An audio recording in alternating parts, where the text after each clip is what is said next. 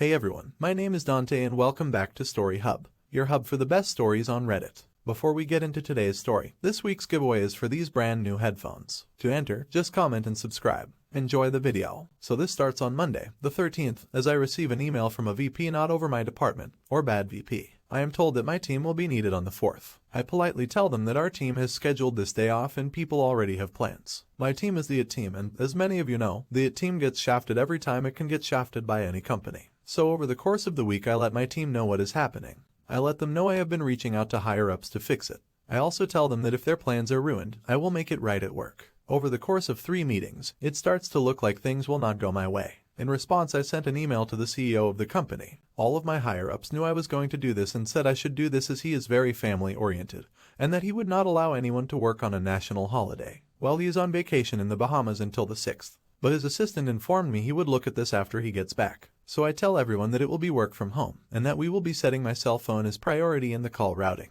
meaning I would get most of the calls. To be honest, I was expecting almost 0 calls, especially since I was asked to send out a notification that its support would cover the 4th of July. I never sent that email out. A day later I was given another outrage. I was told in an email that my employees would be required to be at the office, and no one was allowed to work from home. They would be checking the door badges to verify we were at the office. I asked why in an email, and they said that they wanted to make sure no one was playing video games at work. We normally work from home about 2 divided by 3rd of the week, and video game playing is a normal occurrence at work. So I walked into the person's office. After a very long conversation where she was losing the logic war with me, she told me that it's just that you guys don't have lives. No, I am not kidding you. This is exactly what they told me. I reported this to my VP, who said, I will take care of this. It likely won't be until after the 4th, so get creative. I know this man well. We have worked together a long time, and get creative is code for corporate fuckery. I asked the person requiring us to be at the office if they cared if we had an office party. They said no, as long as it did not interfere with the call flow. Even suggested using my new company card to pay for it.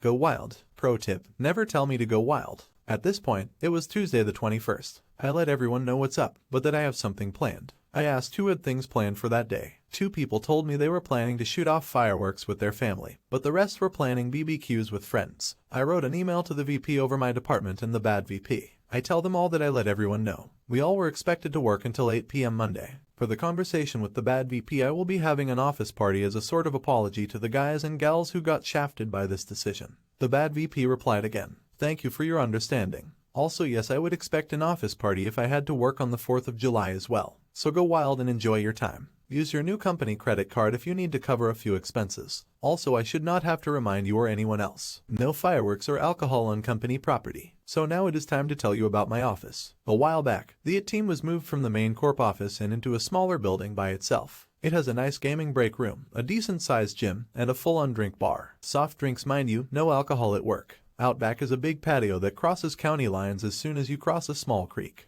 A creek that just so happens to have a footbridge over it, leading to an empty field. I started making phone calls. Monday, June the 25th, I called everyone into an hour early meeting that morning. I explained to them all that I will be making it right. I asked everyone to invite their friends and family to the office. No supplies will need to be brought by anyone. I tell them all that this will be non-alcoholic, but that I will be planning something for everyone. I told them to expect all food to be provided and they don't need to bring anything, unless they want to bring some fireworks. I.e., they won't have to spend a dime. The 4th came and the entire day, we did absolutely no work. No tickets, no calls came in. Well, 7 calls did come in, but from the same person. The bad VP. She was calling to make sure we were manning the phones. All of us were playing video games or watching movies. 6 p.m. rolled around and everyone was told that the food was ready. People were expecting hot dogs, hamburgers, maybe a bratwurst or 2. What they got was a full-on BBQ feast with pizza and other foods. There was smoked brisket, spare ribs, smoked sausage, smoked turkey, both kinds of tater salad, coleslaw, green beans with bacon and onion, potatoes au gratin, pizza from 2 different places, excellent hamburgers, and bratwurst hot dogs. On the dessert side was cake, very good cookies, 4 different kinds of pies, and about 2 pounds of fudge. Families and friends started showing up at around 6:15ish. Some brought alcohol, but I told them they would need to leave that in their cars as I was not that crazy. Some were not too happy about that but agreed as it was a free dinner for random strangers. So let me set the scene for you. I am out there with all calls routed to my cell phone, and everyone is just having a good time.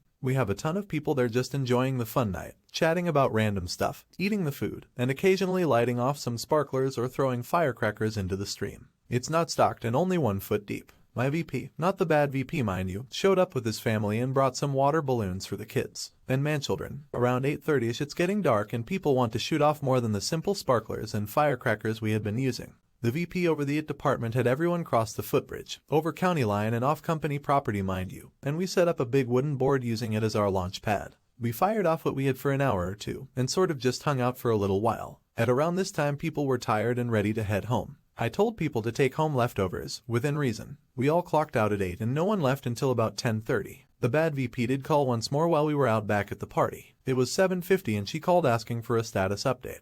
My exact words were, "Well, you were the only one to call us today. The rest of us are on the back patio enjoying the 4th of July shindig." She simply acted like my boss and said as long as no alcohol or fireworks are on company property, I do not care. We ate roughly half of the food catered. The rest was taken home. Really quick, if you're enjoying the video, don't forget to drop a like. A small group volunteered to stay behind to clean up, including my VP. We had a funny conversation about how this will make waves with the bosses, but he said he had my back and asked me how much this cost. I just gave him a sideways look which made him laugh. Tuesday morning, I submitted the expense report to my VP. This email would inevitably make its way over to the bad VP and up the chain to the CIO of the company. It would be a bad idea to give out the exact cost of the party, mind you, but I can tell you that because of this 4th of July party, new rules were put into place. Any expenses of over 4K or more must be approved by the direct supervisor, VP over the department, and the full expense report must be sent to the financial department for review after the fact. Hint, the party cost over 6K. The BBQ was the most expensive part.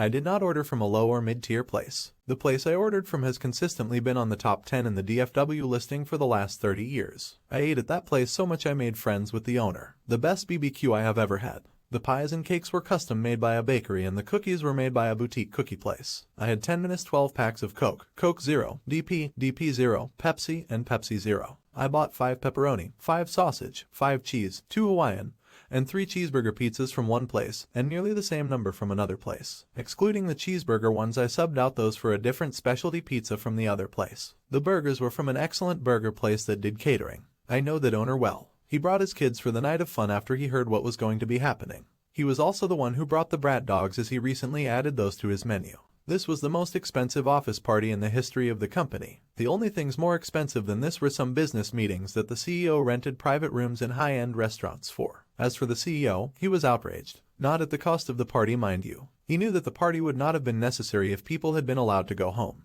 He was outraged that it was the only group required to work on that day. When I submitted the logs showing how we received no real phone calls, no service requests, and that we basically watched movies, played video games during our shift, he had heard enough. He apparently sent out a scathing email about work-life balance and the importance of our holidays to every upper management. It was kind of funny as people wanted me to get in trouble for what I did. But the reality is other departments have done similar things in the past, just not on the scale that it did. The bad VP was admonished quite effectively and sent me an apology email. I forwarded it to the team with a strong hint to not reply. Then my VP let the CIO and the CEO know about what the bad VP said. You guys don't have lives. The bad VP did actually confirm she said it in a meeting with her EVP. It did not go over well. I have never heard people yelling in an office meeting like that before. The CEO of the company came to our office and yelled at her. Not sure if she was fired, but she is not at work today. In Active Directory she does not have the down arrow of death, so not 100% what happened to her. I know she lost whatever clout she had at this company with her attitude. If anything more happens, I will update. But so far it looks like the fallout from this is that I caused a new rule to be put in place about how much you are allowed to spend at one time. The bad VP may or may not be let go, forced to resign. I know she got yelled at. Strangely, there is now no longer any pushback for my bid to get everyone back to working from home. I have a sister that's 6 years older than me. My parents for years canceled on me last minute because of my sister. I have a basketball game. Oops, sorry sister doesn't feel like going out. I am graduating. Ops, sorry sister had a bad day at work. They have missed both major and smaller events in my life because of her meltdowns. I met the love of my life. We decided to tie the knot. From the beginning I told my parents how I am worried my sister will ruin another special moment in my life. My mom told me over and over again it would not happen. The day of my wedding, I received a voicemail from my mom saying they couldn't come because my sister's dog was sick and she was upset. I was hurt. My best man, however, is a jokester. He took my phone, then went to my fiancée and asked if he could post a video of our wedding as a gift on social media. She loved his idea. I had no idea about it until I came home. Our honeymoon was at a lakeside cabin. No cell service. The post's caption was my best friend. He is an amazing person even if his parents never showed up for him. The video was still pictures of us next to her parents, me on the dance floor, cutting the cake. where you would normally see both parents in wedding pictures. The sound behind the video was my mom's voicemail explaining how they couldn't come because my sister's dog was sick. I came home a week later to hundreds of messages. Family members from both sides insisted I take it down.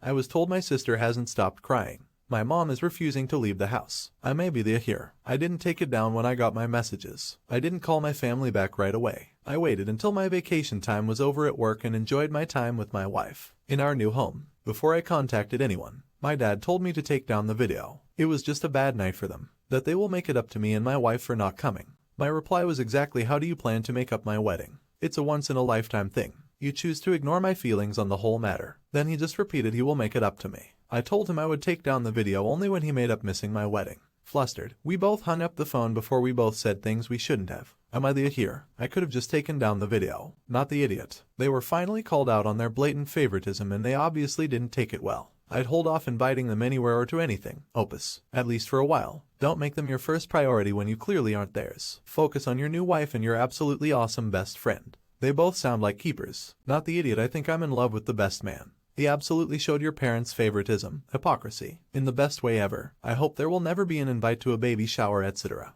Thank you for watching, and if you enjoyed, don't forget to like and subscribe.